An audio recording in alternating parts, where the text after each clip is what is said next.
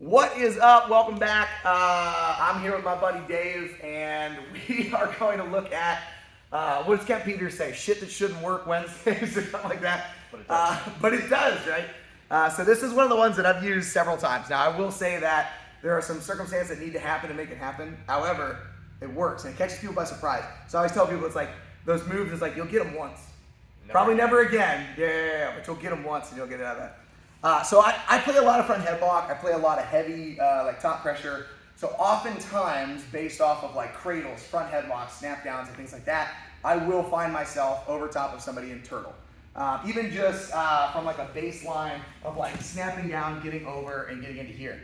Now, I play a lot of stuff off of this, but one of the things I like to do, especially with squirrely people, is a power bomb, for lack of a better term. So I want to keep his head shoved into the floor. That's one of the biggest things out of the gate. We talk about like dog collaring people and like driving their head into the floor, using my hips to drive them into the floor. If I'm over top and established, literally using my hips to drive their head into the floor, right? So if I anchor his head and his shoulders, oftentimes I can, entice people to start to lift their hips. They're trying to find avenues to open up space, open up base, and stuff like that.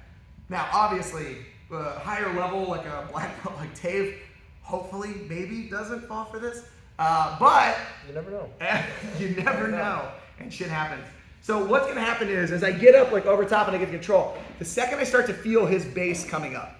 Now Dave's doing an awesome job of over exaggerating, but this is exactly what I want for here. The second I feel this base coming up, I'm gonna jump my feet to, for the most part, like in line with his shoulders, and I'm gonna grab super snug and tight right across the belly button, right across the waistline.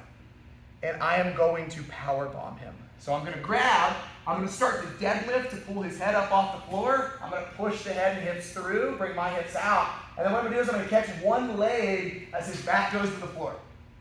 And now I can set into any various amount of opportunities I want. I can go over top and start attacking like standing positions here. 9 times out of 10, usually what I'll do is just drop the knee across to cut, start to set up my cradles from the outside. Or I can even sit back and sit into leg lock territory as that goes, okay? But the big thing right out of the gate is I'm trying to entice him to lift his hips, right? If he stays hunkered down, this shit's never gonna happen. Well, I shouldn't say never gonna happen, but you better be significantly bigger than they are to make that happen. But I'm shoving his head into the ground, I'm shutting down positions for him, and you gotta work on this pretty quick, because I don't want him to settle his hips back down, right? So he pops his hips up, I jump in. I keep him upright. Walk him back a little bit to get him over top of his head, squeeze the butt, drop catch the leg, and then again I can start falling in, work some of my leg lock territory, work through some fun positions. But it's a ton of fun, it catches people off guard. Circle, yeah, it's something special. But then it brings you, like, it reminds me of my childhood, watching WWF, WCW. Gosh, ECW days and everything. But anyway, try it out.